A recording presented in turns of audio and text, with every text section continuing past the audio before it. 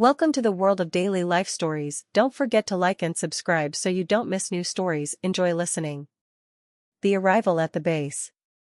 Captain Marcus Ellison adjusted his flight suit as he stepped off the transport onto the scorching tarmac of Ravenwood Air Force Base. The sun glinted off the sleek fuselage of a row of fighter jets, parked in perfect formation. The distant roar of engines reverberated in his chest, a reminder of the sheer power of the machines he commanded. Marcus had flown into countless bases during his career, yet every arrival carried the weight of proving himself anew. Ravenwood was hosting a series of high-stakes joint military exercises involving elite pilots from multiple allied nations. It was a proving ground for those deemed the best, a stage where skill, precision, and composure were scrutinized under intense pressure. For Marcus, it was another chance to reaffirm his place in a field where few looked like him. Standing at 6 feet with a lean, athletic build, Marcus carried himself with an air of quiet confidence. His uniform, adorned with the insignia of a seasoned fighter pilot and squadron leader, was sharp and immaculate. Yet, as he strode toward the briefing hangar, he could feel the subtle weight of stares, curious glances, some tinged with skepticism. Being a black pilot in a profession dominated by tradition and an unspoken preference for conformity, Marcus had grown accustomed to being a trailblazer. He embraced it, not as a burden but as an opportunity to inspire change. His rise through the ranks had been marked by determination and an unwavering belief in his abilities. He had faced challenges that tested not only his skills but also his resolve to break through the barriers of bias and doubt. The base buzzed with activity. Crews scurried about, prepping jets for the exercises, their shouts barely audible over the whine of engines. Marcus approached the hangar, where a large digital display showed the schedule for the day. Combat maneuver drills and simulated dogfights flashed across the screen. He had studied the agenda thoroughly during the flight, but the sight of it in person ignited a spark of anticipation. As he entered the briefing room, the chatter of voices quieted momentarily before resuming. Marcus surveyed the room, his gaze sweeping over the pilots gathered there. They represented the elite of their respective forces, men and women who had proven themselves time and again. Marcus's reputation as a master tactician and ace pilot had preceded him, but he knew reputation only carried weight until the first mistake. "Captain Ellison, welcome," a voice called out. Colonel Hartley, the officer in charge of the exercises, extended a firm handshake. Hartley's reputation as a no-nonsense leader was well known, and Marcus appreciated the professionalism in his tone. "We're looking forward to seeing your skills in action." "Thank you, sir. I'm honored to be here," Marcus replied. His voice was steady, his expression composed. The pilots settled into their seats as the briefing began. The mission, a multi-phase exercise designed to simulate real-world combat scenarios. Pilots would engage in dogfights, defend ground targets, and execute precision bombing runs. Each phase demanded not only technical expertise but also strategic thinking and seamless coordination. As Hartley laid out the details, Marcus took meticulous notes. He had a knack for breaking down complex strategies into manageable actions, a skill that had earned him respect among his peers. Yet, even as he focused on the mission, he couldn't ignore the undercurrent of tension in the room. A few whispered exchanges, a couple of sideways glances, subtle signs that some still questioned his presence. One voice, however, wasn't subtle. "So, they let you fly these things, huh?" The remark came from Lieutenant Eric Dawson, a brash and seasoned pilot known for his cocky demeanor. Dawson leaned back in his chair, a smirk playing on his lips. "I mean, it's good to see diversity and all, but these exercises are no place for amateurs." The room fell silent, the air thick with discomfort. All eyes turned to Marcus, who remained calm, his expression unreadable. Years of facing such remarks had taught him the power of measured responses. "I appreciate your concern, Lieutenant," Marcus said, his tone even. "But I assure you, my record speaks for itself. I'm here to contribute, just like everyone else." Dawson chuckled, shaking his head. "We'll see, Captain. We'll see." Hartley's voice cut through the tension. "That's enough, Dawson. We're all here for the same mission. Let's stay focused." The briefing continued, but the exchange lingered in the minds of everyone present. For Marcus, it was a reminder that while he had earned his place, he would always have to fight for respect. Later that afternoon, the first phase of the exercises began. Pilots suited up, the familiar weight of their gear grounding them in the reality of what lay ahead. Marcus walked to his assigned jet, a sleek F-22 Raptor, its gray exterior gleaming under the midday sun. Running his hand along the fuselage, he felt a surge of gratitude. The cockpit was his sanctuary, a place where skill and focus transcended prejudice. As he climbed in and powered up the jet, the control panels lit up in a symphony of lights and sounds. He performed his pre-flight checks with practiced precision, his mind already visualizing the maneuvers he would execute. The radio crackled to life as the control tower issued clearance for takeoff. Ravenwood Base. Ravenwood Base, this is Eagle 1, ready for takeoff, Marcus reported, his voice steady. Copy that, Eagle 1. You are clear for takeoff, came the response. The jet roared down the runway, the force pinning Marcus to his seat as it lifted into the sky. The world below fell away, replaced by an endless expanse of blue. Up here, it didn't matter who he was or where he came from. All that mattered was the mission. As the exercise commenced, Marcus demonstrated the precision and control that had earned him his reputation. Whether executing high-speed turns or engaging in simulated dogfights, his maneuvers were flawless. He anticipated his opponent's moves, outthinking and outmaneuvering them with ease. Back on the ground, those watching the live feed couldn't help but be impressed. Even Dawson, who had dismissed him earlier, was forced to acknowledge the skill on display. As the jets returned to base and pilots debriefed, Marcus's performance became the talk of the base. For many, it was a reminder that talent and dedication transcended stereotypes. For Marcus, it was just the beginning of proving once again that he belonged, not just as a pilot, but as a leader. The tension rises. As the hum of fighter jets echoed into the distance, the debriefing room buzzed with quiet conversations. Pilots exchanged notes and compared maneuvers, analyzing every decision they'd made in the sky. Captain Marcus Ellison stood to the side, his posture relaxed, but his mind sharp. He had delivered a textbook performance, flying with a precision that turned heads, yet the subtle undercurrent of doubt still lingered among some of the pilots. The door swung open, and Lieutenant Eric Dawson entered the room, his cocky swagger filling the space before his voice did. He slapped a report onto the table and grinned as if the earlier exchange with Marcus had never happened. Not bad out there, gentlemen, Dawson said. Especially you, Ellison. Looks like you can handle yourself after all. The words were spoken with a tinge of mockery, a compliment dressed in condescension. A few pilots chuckled nervously, unsure whether to take Dawson seriously or stay silent. Marcus glanced up from his notes, meeting Dawson's gaze.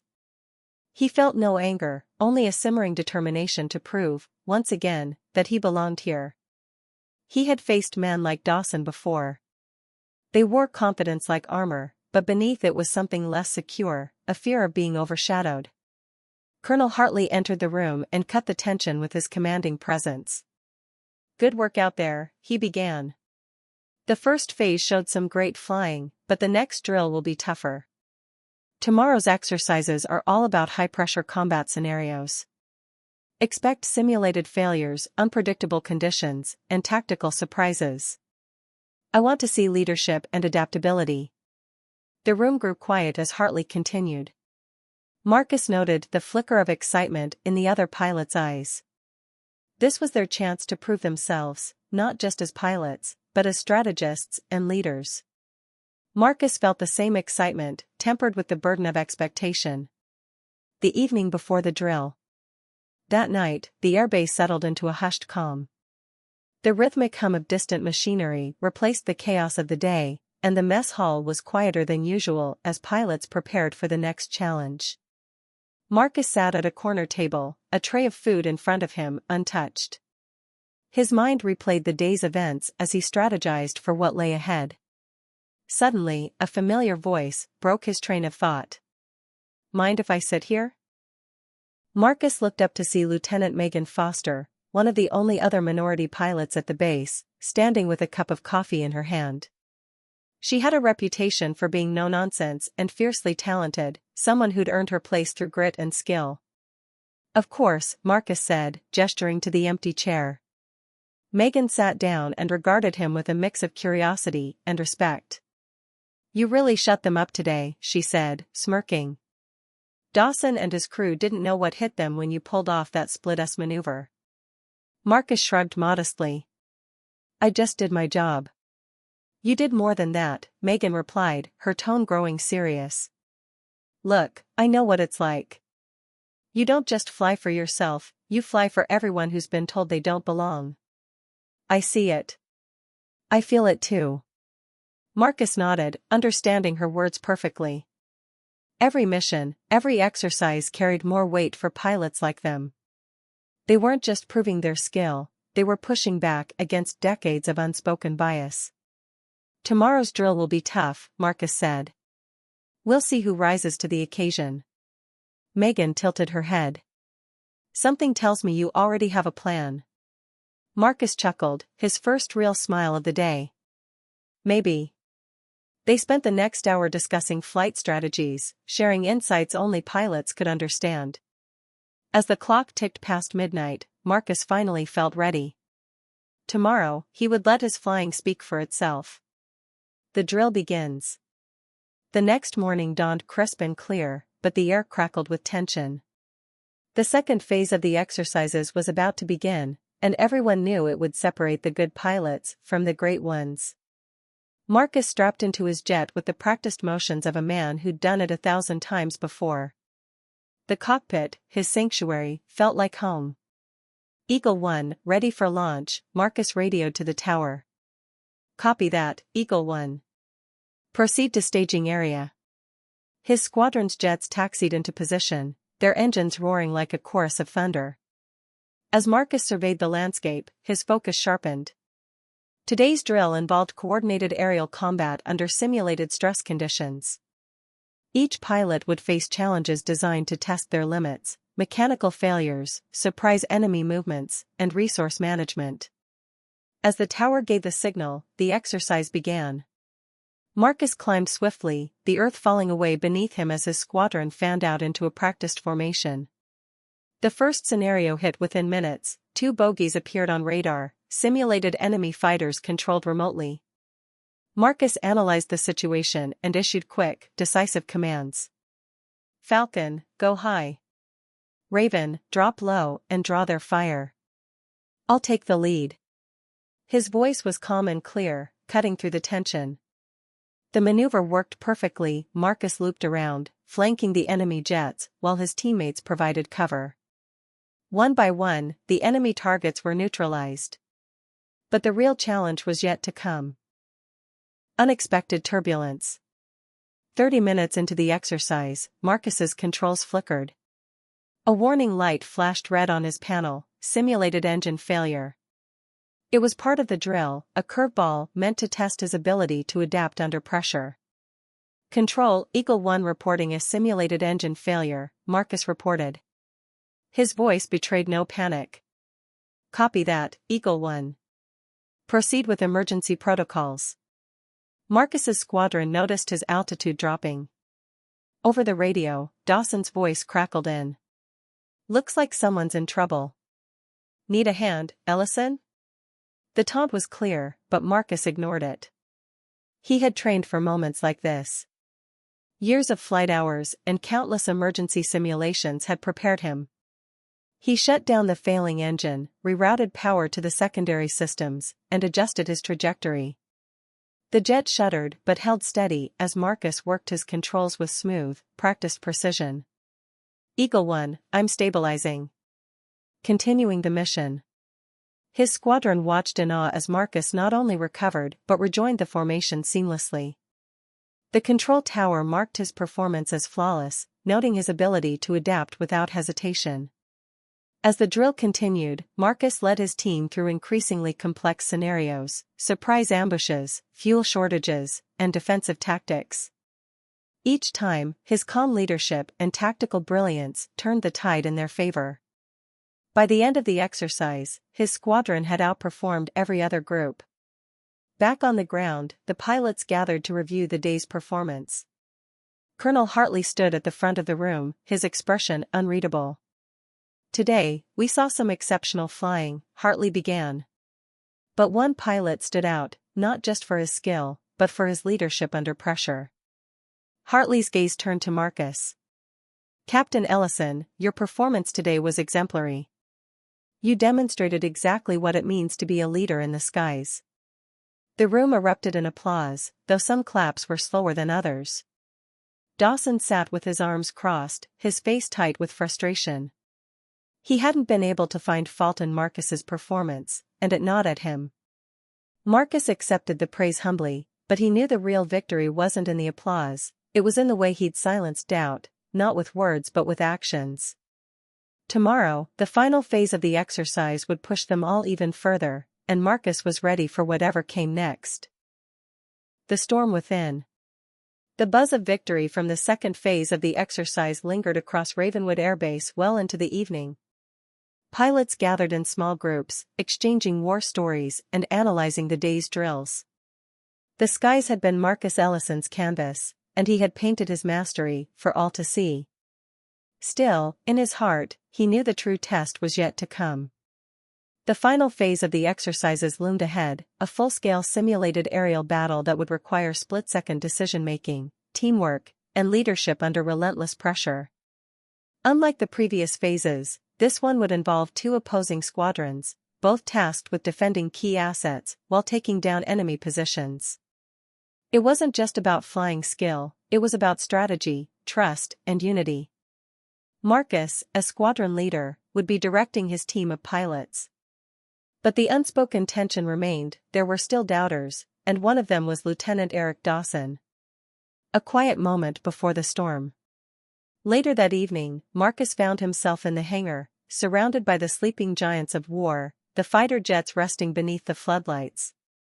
The metallic scent of fuel and machinery filled the air, grounding him in the reality of his profession. The hangar was empty except for a few mechanics working late, their murmurs blending into the quiet hum of machinery. Marcus approached his F-22 Raptor, his hand brushing along its smooth surface. He spoke softly to the jet as if it could hear him. "You ready for tomorrow, old girl? We've got work to do." The jet had carried him through countless missions, each one a test of his skill and nerve. The cockpit was a space where the chaos of the world disappeared, where his worth was measured only by his performance. Tomorrow would be no different. "You're too good for them to ignore, you know." Marcus turned to see Megan Foster leaning against a toolbox, watching him. She had a way of showing up at just the right moment, her words both sharp and reassuring. "You think so?" Marcus asked with a faint smile. "I know so," Megan replied, walking toward him. "You shut Dawson up pretty good today, but tomorrow's when you'll break him." "I'm not trying to break anyone," Marcus said, his voice steady. "I'm just here to lead and prove we belong." Megan sighed, folding her arms. "Marcus, we're not just proving it to them, we're proving it to ourselves. I spent years trying to ignore the whispers, the looks. You make it look easy." "It's not," Marcus admitted. "But I don't let it stop me." "You're one hell of a pilot, Marcus," she said, meeting his gaze. "Tomorrow, just fly like you always do. Let them see why you're here." Marcus nodded, feeling the weight of her words. He wasn't just flying for himself anymore. He was flying for every pilot who had been doubted, every dreamer told they didn't belong. The final briefing. The next morning, the pilots assembled for the final briefing. Colonel Hartley stood at the front of the room, a large map displayed on the digital screen behind him. The exercise's rules were clear. 2 squadrons would engage in an all-out simulated aerial battle. Each squadron had 3 key objectives: defend their assigned base, destroy enemy assets, and take control of the airspace. Both teams will be tested on communication, coordination, and leadership, Hartley explained. I want to see discipline and strategy. Remember, there are no lone wolves in this exercise. Success depends on your ability to work as a unit. Marcus glanced around the room. His squadron sat with steely resolve, ready to follow his lead. Dawson sat on the opposing team, his smirk a challenge Marcus had come to expect. It didn't bother him. In the sky, skill would speak louder than any words. The simulated battle begins. The engines roared to life as the jets taxied onto the runway, their power vibrating through the earth.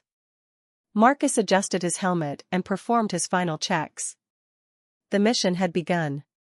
Eagle Squadron, form up, Marcus commanded, his voice calm and confident. We'll execute defensive positions first, then move to strike. Follow my lead. His squadron confirmed, their voices steady. The formation lifted off the runway one by one, disappearing into the morning sky like shadows against the rising sun. Marcus took point, scanning the horizon and relaying orders to his team. The simulated enemy, Dawson's squadron, appeared on radar within minutes. Red dots blinked on the display, moving in from multiple directions. It was clear they intended to overwhelm Marcus's squadron early. Falcon, Raven, split left and right. Draw their fire. Viper, stay on me. We'll cut through their formation. His team moved as one, their jets streaking through the air with perfect precision. Marcus weaved through the chaos, his maneuvers so fluid they looked effortless. Dawson's squadron pushed aggressively, trying to corner Marcus, but he anticipated their moves, countering their strategies with surgical precision. From his cockpit, Dawson barked orders to his team, frustration creeping into his voice. Focus on Ellison. Take him out of the fight. Marcus heard the chatter over the shared frequency and smiled faintly. You're going to have to do better than that. Dawson's squadron closed in, 3 jets locking onto Marcus. Warning lights flared on his display as simulated missile locks engaged. Marcus pulled his jet into a hard climb, rolling into a barrel maneuver that forced his opponents to overshoot. Falcon, Viper, now. Marcus called. His teammates swooped in from either side, catching Dawson's squadron in a pincer move. 2 enemy jets were tagged as down, their simulated kills recorded. The scoreboard flashed updates on the digital screens back at base. Marcus's squadron had the edge. The breaking point. With the battle reaching its peak, Marcus directed his team toward the enemy's last remaining asset, a simulated ground base that needed to be neutralized. Dawson, desperate to salvage his team's position, turned his focus on Marcus. Ellison, you're mine. Dawson growled, his jet tailing Marcus's position relentlessly. Marcus remained calm, scanning his instruments as he calculated his next move. Viper, take the shot when I give you the signal. You won't escape this time. Dawson shouted. Marcus pulled into a sharp dive, his jet plunging toward the earth at breakneck speed. Dawson followed, determined to lock onto his target. The ground loomed closer, the pressure mounting with every second. At the last possible moment, Marcus yanked his stick, pulling the jet into a vertical climb. Dawson tried to follow but overcompensated, his instruments blaring warnings as he veered off course. Now, Viper. Marcus commanded. Viper's simulated missile lock engaged, tagging Dawson's jet as down. The scoreboard lit up, Marcus's squadron had completed all objectives. The return to base. When the jets touched down and the pilots disembarked, Marcus's team erupted in celebration. They had won, and they knew exactly why, Marcus's leadership. Dawson stormed past, his face tight with anger, but there was nothing left to say. Colonel Hartley gathered everyone on the tarmac for the final debrief. This exercise was about more than skill, Hartley said. It was about leadership, composure, and teamwork. Captain Ellison demonstrated all of those qualities at the highest level. Well done. The other pilots nodded in agreement, even those who had doubted him before. The respect was real, earned not through words, but through action. Marcus stood tall, his uniform sharp, his demeanor calm. He had silenced the base, not with anger, but with excellence. As he looked across the tarmac, he caught Megan's eye. She gave him a subtle nod of approval, a silent acknowledgement of everything they had fought for. For Marcus, the victory wasn't just about the mission. It was about proving that skill, resilience, and leadership knew no race. In the sky, all that mattered was the mission, and he had proven, once again, that he belonged. Beyond the horizon. The celebrations on the tarmac had barely subsided when the looming shadows of Ravenwood's hangars stretched across the runway. For most pilots, the end of the final exercise marked a chance to relax and let down their guard, but for Captain Marcus Ellison, there was no such reprieve. Victory had come hard-earned, and though his squadron's performance had been flawless, there were still eyes watching him, eyes that questioned, eyes that doubted, and eyes that would look for any sign of weakness. Back inside the briefing room, Colonel Hartley delivered his final remarks. This exercise was not just about testing individual skill, but about seeing how leaders emerge under extreme pressure, Hartley began, his voice booming through the hall. Captain Ellison, you led your team to victory with precision, strategy, and calm. I expect the same excellence as we prepare for live combat scenarios in the coming months. The words were meant to be praise, but Marcus knew they came with a silent weight of expectation. Every success added fuel to the fire of those who still refused to see him as their equal.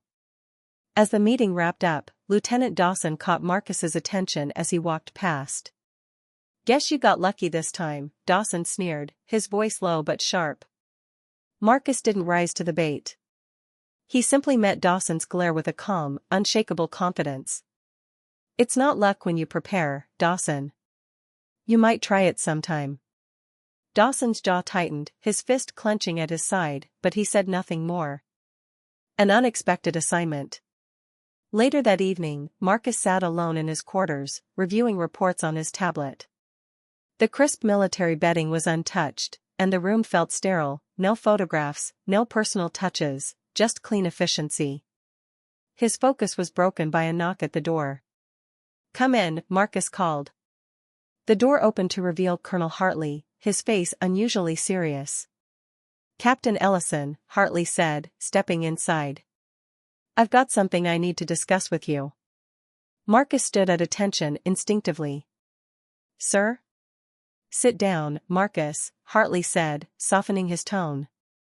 "This isn't an order. This is a conversation." Marcus relaxed slightly and took a seat. The colonel leaned against the desk, arms folded as he studied Marcus carefully. "We've got a real situation developing overseas," Hartley began. "Intel suggests enemy forces have secured a high-value target near the border of conflict territory. It's critical we gather intel and secure the location, but the terrain makes traditional ground operations too risky." Marcus's mind raced as he listened. "Sir, are you saying?" "You're being considered for this mission," Hartley said bluntly. "It's high risk. Covert insertion, reconnaissance, possible engagement if necessary. We need our best in the air, and after what I've seen this week, there's no doubt you're one of the best." The weight of the words settled on Marcus like an invisible burden. This wasn't a drill, this was real. Lives would be on the line. "When do we leave?" Marcus asked without hesitation. "Soon," Hartley said, nodding approvingly. "But there's something else you need to know. There's resistance to putting you on this mission, mostly from certain quarters." Marcus understood immediately. "Dawson?" Hartley's gaze hardened. "It's not just Dawson. There are others who question whether you're the right choice, despite all evidence to the contrary." Marcus's chest tightened, but his expression remained unreadable. "I'll prove them wrong, sir. Like I always do." Hartley stood up, his demeanor softening. "I know you will, Captain. Just remember, when you're up there, the only thing that matters is the mission. Don't let their doubts follow you into the cockpit." Marcus stood and saluted. "Understood, sir." The mission briefing. The following morning, Marcus walked into a secure operations room where the final mission details were being presented. A massive digital map covered the far wall, showing the rugged landscape of the contested region, steep mountains, dense forests, and winding rivers. The red-marked zone represented the enemy's presumed stronghold. Hartley stood at the front, flanked by a team of intelligence officers. Marcus took his seat among the other squadron leaders, and his gaze immediately caught Dawson sitting across from him, his expression as sour as ever. "The mission objective is clear," Hartley said. "Secure aerial reconnaissance over the red zone, relay intel to ground units, and, if necessary, neutralize enemy defenses. We'll be deploying a lead recon team. Captain Ellison, you'll pilot the primary jet." Marcus nodded, acknowledging the responsibility. "You'll have a wingman to provide support," Hartley continued, "Lieutenant Dawson." The room fell silent for a moment. Marcus's stomach tensed. Of all the pilots on the base, Dawson was the last person he'd want as his wingman. Dawson leaned back in his chair, smirking. "Looks like I'm keeping an eye on you, Ellison." Marcus met his gaze with an icy calm. "Or maybe I'll be keeping an eye on you." "Enough," Hartley interrupted, his voice firm. "This isn't about you two. It's about the mission. You'll work together because failure isn't an option." "Yes, sir," both men replied in unison, though the tension between them was palpable. In the air together.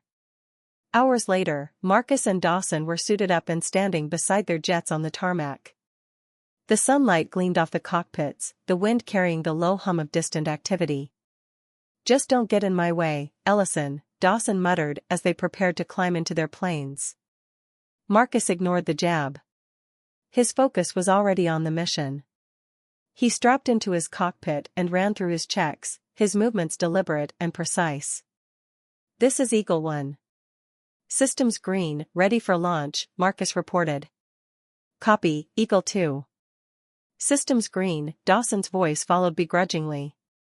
"Ravenwood Tower, this is Eagle Squadron. Cleared for takeoff?" "Eagle Squadron, you are clear. Godspeed." The jets screamed down the runway, twin engines roaring like a storm as they shot into the sky. Marcus's heart raced, but his hands were steady as they gripped the controls. His mind shifted into mission mode, where everything else, every doubt, every stare, every whispered remark, vanished. In the blue expanse of the sky, there were no barriers, no divisions. It was just Marcus, Dawson, and the mission ahead. Into the fire.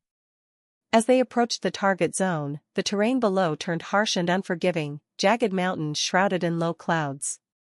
"Eagle 1, visual on red zone," Marcus reported, his voice steady. "Copy, Eagle 1, Dawson replied, sounding uncharacteristically serious. "I've got your 6. Marcus banked left, descending into the cloud cover to avoid radar detection.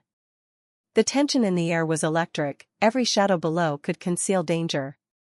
Suddenly, his radar flared. Enemy anti-aircraft positions had locked onto them.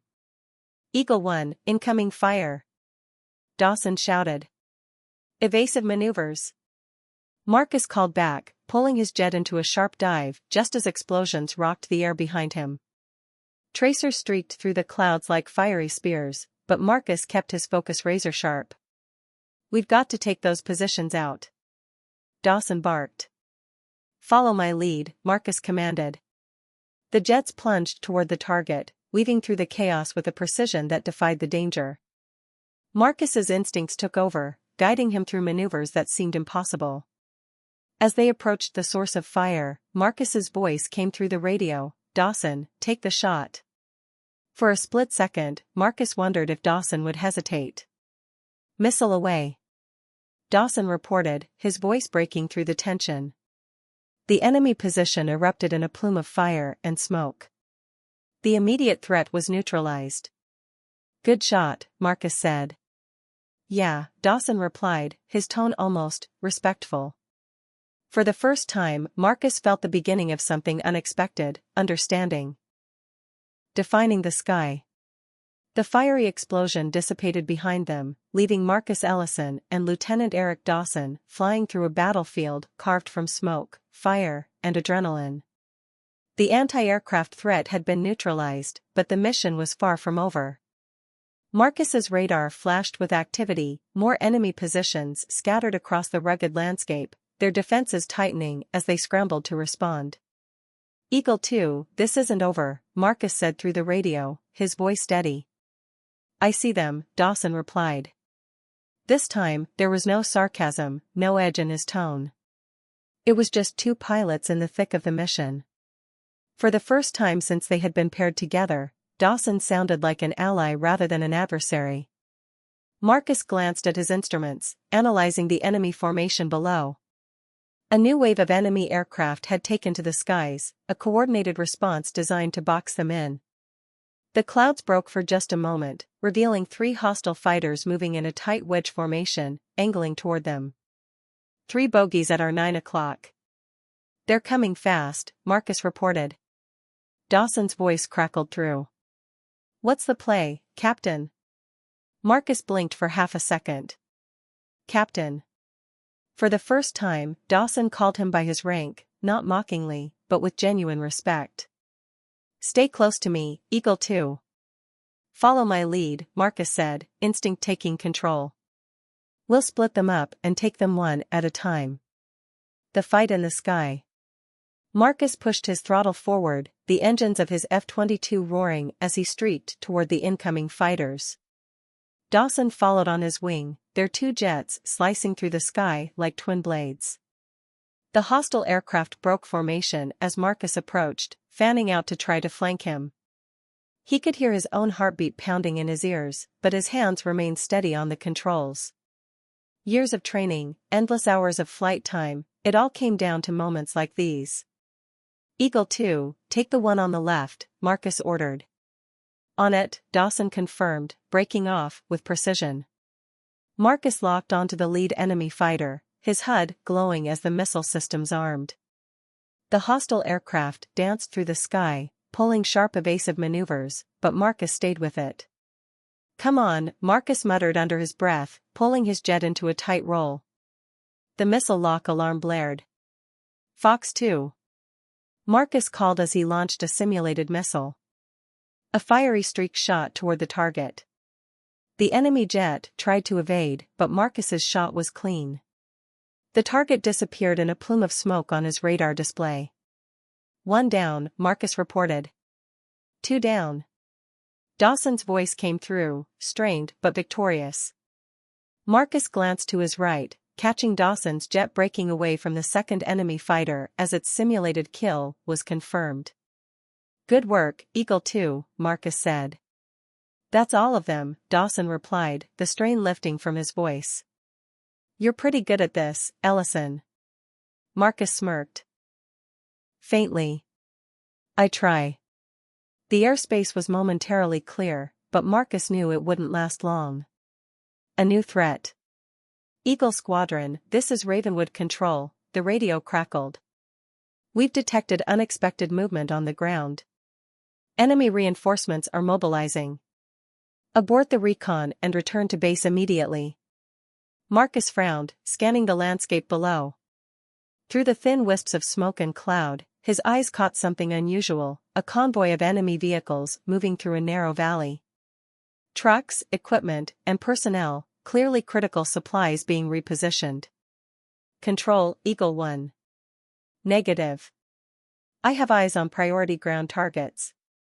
Request permission to engage. Denied, Eagle 1, the voice from Control replied firmly. We can't risk losing you. Return to base. Marcus clenched his jaw, instinct screaming at him. Those targets could turn the tide of a real conflict. Ignoring them would give the enemy a chance to regroup, endangering countless lives later.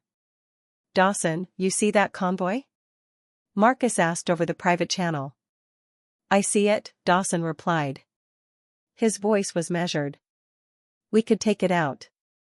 Control says no, Marcus said, his mind racing. Dawson paused. But they're not up here, are they? Marcus stared through the glass of his cockpit at the unfolding scene below.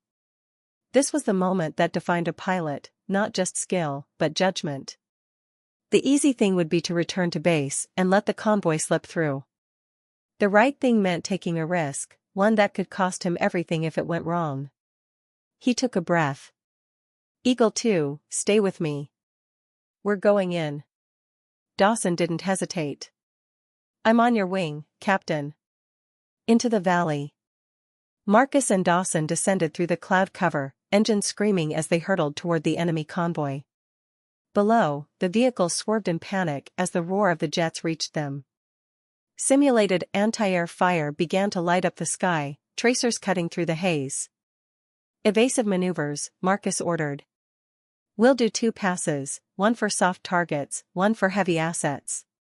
Copy that. Dawson called. Marcus leveled out and locked onto a cluster of trucks transporting fuel and ammunition. His targeting systems lit up. Fox 3. A simulated bomb dropped cleanly, detonating with a fiery eruption that engulfed the convoy. Dawson followed with a strike on the lead vehicles, cutting off their escape route. The valley turned into a cauldron of smoke and fire. From their altitude, Marcus could see the damage they had inflicted. The convoy was neutralized. Mission accomplished, Marcus said, exhaling slowly. But then, his radar flashed red. Eagle 1, incoming missile lock. Dawson's voice shouted. Marcus reacted instantly, jerking his jet into a hard turn. The missile streaked past, missing him by mere feet, its exhaust trail glowing like a scar across the sky. Eagle 2, status? I'm good, but we've overstayed our welcome. Dawson said. Control, Eagle Squadron is disengaging, Marcus radioed, pulling his jet back towards safe airspace. Request immediate cover. Copy, Eagle Squadron, Control replied, their voices now sharp with urgency. Get back to base. We'll send support. Marcus and Dawson climbed back into the clouds, their jets leaving the burning valley behind. The return to base. The tarmac was silent as Marcus and Dawson taxied their jets to a stop. Crews rushed forward, the tension clear on their faces. Marcus climbed out of his cockpit, his legs aching from the strain of the mission. As he pulled off his helmet, he saw Colonel Hartley striding across the tarmac toward him, his face set in a storm of unreadable emotions. Captain Ellison. Hartley's voice boomed. Marcus stood at attention, preparing for the reprimand. What the hell were you thinking, going against orders? Hartley demanded. Sir, with all due respect, Marcus said, meeting his gaze, if we hadn't acted, that convoy would have escaped. I made the call because it was the right one. Hartley stared at him for a long moment, then nodded, slowly. Your judgment was sound, Captain. The recon teams confirmed you took out a critical enemy supply line. Lives were saved today, because of your decision. Marcus exhaled, relief washing over him. Dawson walked up beside him, uncharacteristically quiet. Finally, he extended a hand. You were right, Dawson said simply.